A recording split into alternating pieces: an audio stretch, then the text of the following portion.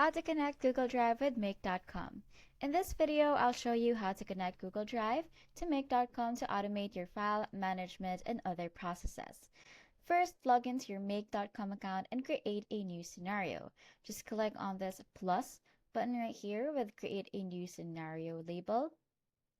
Then, wait for the site to load.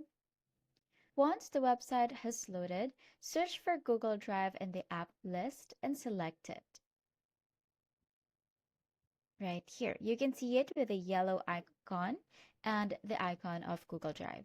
Click on it. And to connect your Google Drive account, click Add and authorize Make to access your Google Drive by signing into your Google account. Once connected, you can set triggers for actions like new files, file edits, or folder creation. For example, you can automatically save email attachments to Google Drive or create new Google Docs when a specific action happens elsewhere. And you can also create a folder, upload a file, update a file, rename a folder, and everything that you can think of to automate.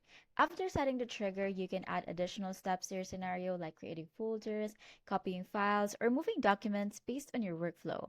Make.com makes it simple to automate these tasks without needing to manually move files around.